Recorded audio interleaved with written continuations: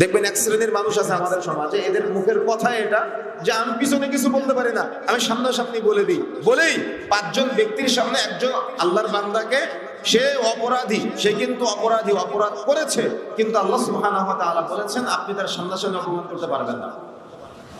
এটা আমার কথা, আমার কথা নয়, আল্লাহ সুবহানাহু ওয়া তাআলা বলছেন। সুতরাং সামনাসামনি মানুষের নিন্দা করা, সামনাসামনি মানুষকে অপমান অপদস্থ করা, আপনার পরিবারে হয়তো দেখা যাচ্ছে আপনার স্ত্রী কোনো একটা ভুল করে ফেলেছে, মানুষ মাত্র ভুল হতে পারে, কিন্তু সেখানে আপনার ভাই আছে, আপনার ভাবি আছে, আপনার মা আছে, আপনার বাবা আছে, আপনার সন্তানরা আছে, সবার সামনে আপনার স্ত্রীকে আপনি অপমান করে ছেড়ে দিলেন।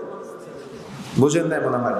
কথা কি বুঝতে পেরেছেন? অনেক ব্যাখ্যা নিয়ে আসলে অনেকভাবে আপনি বুঝতে পারবেন। কোনো একটা অপরাধের কারণে কোনো এক অপরাধীকে, এটা কিন্তু যে অপরাধ করেনি তাকে বলা হয়নি, অপরাধীকেই বলা হচ্ছে। অপরাধীকে নিয়ে আপনি তার সামনাসামনি অপমান করবেন, মানুষের সামনে ছোট করবেন, মানুষের সামনে খাটো করবেন, মানুষের সামনে অপমান করবেন, মানুষের সামনে অপদস্থ করবেন, আল্লাহ সুবহানাহু ওয়া তাআলা বলছেন এটা হলো নিষিদ্ধ, এটা হলো গুনাহের কাজ। সে কিন্তু গুনাহগার, সে কিন্তু অপরাধ করেছে, কিন্তু তারপরেও আল্লাহর বান্দাদের সামনে আপনি আল্লাহর নির্দিষ্ট কোনো বান্দাকে অপমান করতে পারবেন না।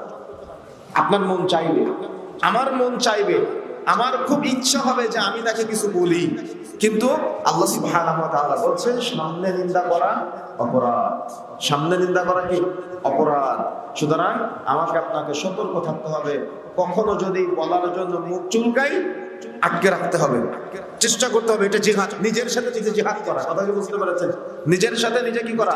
জিহাদ করা। বলতে মন চাচ্ছে কিন্তু আমি চুপ থাকলাম। চুপ থাকার ফায়দাটা কি পরে বলতেছি, কিন্তু চুপ থাকার চেষ্টা করতে হবে। যত বেশি আপনি চুপ থাকতে পারবেন, কেন আপনার আমার কি গোপন পাপ নাই?